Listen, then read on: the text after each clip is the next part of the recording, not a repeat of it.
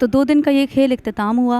तो आइए आज हम अपने कास्ट और लोगों से पूछते हैं कि उनकी क्या राय है इस खेल के बारे में और किरदारों का क्या लेना-देना है, कि वो क्या समझते हैं कि उनका ये खेल किस तरह का था और क्या पैगाम वो पहुँचाना चाहते थे। आपने जो ये नॉवल चुना, तो मैं ये जानना चाहती हूँ कि आपने इस नॉवल का इंतख़ाब क्यों किया? हाँ, सबसे पहले तो ये नावल मुझे बड़ा अच्छा लगा पर्सनली। इसमें तसव्वुफ़ की बात है, सूफ़ीज़्म की बात है और पर्सनली मैं ख़ुद भी उस नज़रिए को का मानने वाला हूँ, इसलिए मैंने इसका इंतख़ाब किया। और इतना शाहकार नावल हमारे बर-ए-सग़ीर का कहा जाए उर्दू अदब का एक शाहकार नावल है। ख़्वाहिश थी दिल में कि उसको मैं एक ड्रामा तशकील दूँगा, तो आज पेश हुआ, आप लोगों ने देखा। तो जब आपने ये ड्रामा किया तो आपको इस ड्रामे के करने में क्या मुश्किलें पेश आईं और क्या पैगाम आप देना चाहते थे लोगों को? हाँ, मुश्किलें बहुत आईं, क्या-सा हो गई। एक तो कास्ट बड़ी थी बहुत ज़्यादा और नावल की कहानी जो थी वो 505 पेजेस का नावल, उसको 50 पेजेस में कन्वर्ट करना ये भी तो एक चैलेंज था। ज़बान बहुत ज़्यादा सकील उर्दू जिसमें इस्तेमाल की गई है, वो बहुत ही मुश्किल ज़बान थी। मुझे खुद समझने में बहुत तकलीफ़ हुई और मैंने कोशिश की कि इस तरह से उसको डायलॉग्स में इस तरह से मैं कुछ एक्शन डालकर लोगों को दिखाऊँ ताकि उसका वो मकसद समझ सकें। तो मुश्किलें बहुत हुईं। अब 6-7 महीने से हम रिहर्सल कर रहे थे, काम कर रहे थे और इंशाल्लाह आज हुआ भी सही, सक्सेस भी हुआ, लोगों ने पसंद किया। हाँ, देखें थिएटर जो है वो कमर्शियल तो नहीं है। इसका जो जो जो है थिएटर का मकसद है ही कोई मैसेज समाज के लिए, सोसाइटी के लिए, कोई बेहतरी के लिए उसको फ़ोकस किया जाता है, उस पर काम किया जाता है। तो मेरा जो भी माज़ी का काम है वो मैं इसी तरह किया है अपने कल्चर के लिए और या अपने मसाइल के लिए जो मुद्दे हमने उठाए हैं माज़ी में भी। तो आगे भी मैं ऐसे ही सोच रहा हूँ कि उर्दू अदब के शाहकार नावल्स हैं, कुछ सिंधी अदब के नावल्स हैं, कुछ और ज़बानों के नावल्स हैं, जिनमें अमन का पैगाम हो, मोहब्बत का पैगाम हो, क्योंकि इस वक्त ये हमारे मुल्क की, हमारे सोसाइटी की सबसे ज़रूरत है कि ऐसे प्रोग्राम पेश किए जाएँ ताकि लोगों तक ये अमन अमान और पॉजिटिव सोचने का जो है ना वो सोच पैदा हो। मेरा किरदार जो था उसका नाम था अगोल, जो कि एक फ़िक्शनरी कैरेक्टर था और वो एक इस तरह की लड़की थी, मतलब पूरा जो बैकग्राउंड है वो एक कबीले की लड़की है, तो उन लोग को बेचा जाता है। यानी कि वो घरों में नहीं रह सकते, उन लड़कियों को बेचा जाता है और उनको कोई खलीफा पसंद आ जाए तो वो फिर ऐसा होता है कि वो एक बाउंड हो जाती हैं, फिर वो निकल नहीं पाती उधर से। और इसी दौरान जब वो क्या कहते हैं, ये सारी ट्रैवलिंग चल रही होती है तो उधर उसको हुसैन बिन मंसूर मिलते हैं, जिनसे उनकी मुलाकात होती है और फिर वो उसके इश्क में लेकिन फिर वो इसके इश्क में गिरफ़्तार हो जाता। तो आप इस खेल के बारे में क्या कहना चाहेंगी? आपको ये खेल करके कैसा लगा?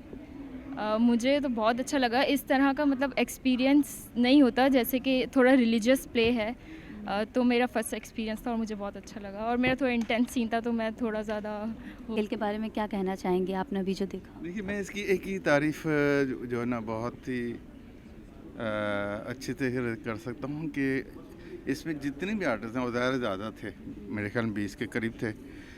किसी एक ने भी झोल नहीं किया, किसी एक ने भी अपना अपना कैरेक्टर इतना। और ये हम लोग जब टीवी पे आते हैं ना सपोर्ट का, तो परेशान हो जाते हैं किससे करवाएं, हालांकि उसमें टैगिंग होती है वगैरह। इतना अच्छा उन्होंने उठा लिया, ठीक है ना, क्योंकि आपको पता। और जो दूसरी चीज़ है कि थिएटर में हम लोग जब जाते हैं तो हम सोचते हैं कि कोई मजाक होगा, जोक होगा, लाफ्टर आएंगे, ये तो वो प्ले नहीं था। उसके बावजूद इतना अच्छा अगर जाए तो इसका मतलब बहुत बड़ी कामयाबी है। इसमें सब ने बहुत उम्दा, यानी कि मैंने उठ के जो है ना वो क्लैपिंग मुझे करनी पड़ी, मजबूर कर दिया, स्पेशली अरशद।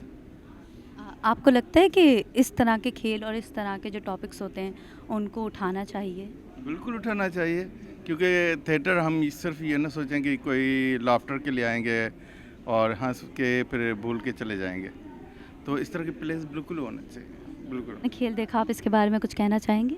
इसके बारे में ये कहना चाहेंगे कि बहुत ही अच्छा, बहुत ही डेयरिंग, बहुत ही दिल और रूह के करीब वो तहरीर में सबसे बड़ी बात तो ये कि अब मुझे शौक़ हो रहा है कि मैं वो नावल पढ़ सकूँ। वही नालायकी मैंने नहीं पढ़ा, दश्त सूस मोहतरमा जमीला हाशमी का, अब बहुत दिल चाह रहा है कि उसको पढ़ा जाए तो फिर ज़्यादा लुत्फ़ आएगा। लेकिन भट्टी साहब और मेरा ख़्याल ये जो भी सफ़र उन्होंने शुरू किया, हमने छोटी सी दुनिया भी उनका देखा था, ये सफ़र आगे बढ़ना चाहिए और इसी तरह के इंतख़ाब और इसी तरह की कम्युनिकेशन जो सिर्फ़ आपके जिस्म के साथ ना हो, जिसका आपकी रूह से भी ताल्लुक़ हो, मतलब एक रूदार सी एक प्रोडक्शन है। और मेरा ख्याल बहुत जो चीज़ मेरे लिए बहुत मुतासिर कुन थी वो साज़ों का इंतखाब और हमारे जो इंस्ट्रूमेंटलिस्ट लाइव थे। हमें याद है हमने भी जब कॉलेज के दिनों में किया, बड़ा मुश्किल होता है लाइव, उसमें कोई गलती गुंजाइश नहीं होती, लेकिन वो जो इंतखाब है और सारे जो कास्ट थी नापा के सब फर्स्ट ईयर के भी स्टूडेंट्स, वो एक जो है वो एक अंगूठे में नगीने की तरह जड़ा हुआ था। And hats off to the whole production. आप अपने किरदार के बारे में कुछ बताना चाहेंगे?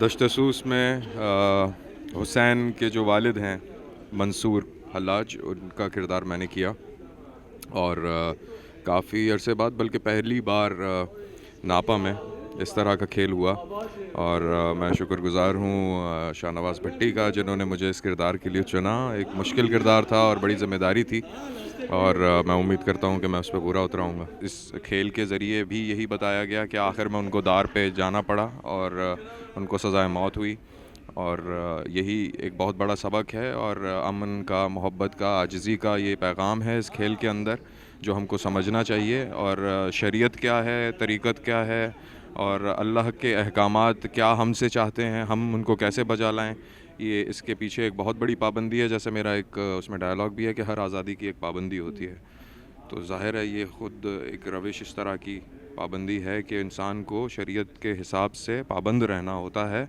और यही इस खेल का मेजर सबक है कि शरीयत नहीं तोड़नी। खेल बहुत बेहतरीन था, कास्ट बहुत बेहतरीन, एक्टिंग बहुत बेहतरीन और मुझे लगता है कि उर्दू अदब को इस तरह फ़रोग़ ज़रूर मिलना चाहिए। लेकिन अगर थोड़ी टेक्निकलिटी की बात हो और एक्चुअल स्टोरी को अगर देखा जाए तो मुझे ये लगता है कि एंडिंग को थोड़ा सा रश कर दिया था, क्योंकि जितना टाइम हमने उसकी बेसिस बनाने में, ग्राउंड बनाने में लगाया, अगर हम एंडिंग की तरफ थोड़ा ग्रेजुअली जाते instead of just abruptly ending the whole play, तो I think that would have been better.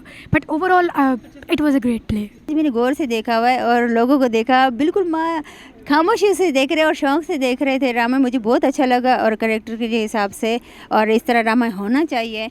कुछ उनको अवेयरनेस मिल रही है उसमें। मैं कहती हूँ इस तरह ड्रामा होना चाहिए। थोड़े हैं तो ज़्यादा है, कोई बात नहीं, कहानी तो बड़ी है, तो थोड़ा सा देखेंगे और समझेंगे। और आपकी बहुत शुक्रिया, आप मुझसे आज इंटरव्यू लिया, बहुत खुशी हुई। और नापा में अक्सर ड्रामा होते रहते हैं और होना चाहिए। अभी हमने लोगों से राय जानी और उनकी राय यही थी कि इस तरह के खेल होते रहने चाहिए जिसमें लोगों में बहुत ज़्यादा शऊर पैदा हो और पैगाम पहुँचे। और अभी हमने जब भट्टी साहब से बात की तो उन्होंने भी यही बताया कि उनको इस खेल को करने में बहुत ज़्यादा मुश्किलें पेश आईं, क्योंकि टॉपिक ही ऐसा था। तो मुझे लगता है कि हमें इस तरह के खेल करते रहने चाहिए, क्योंकि आवाम वाकई बहुत खुश थी और उन्होंने बहुत ज़्यादा एंजॉय किया। तो मुझे इजाज़त दीजिए। मेरा नाम कोमल हयात वी जी, बहुत शुक्रिया।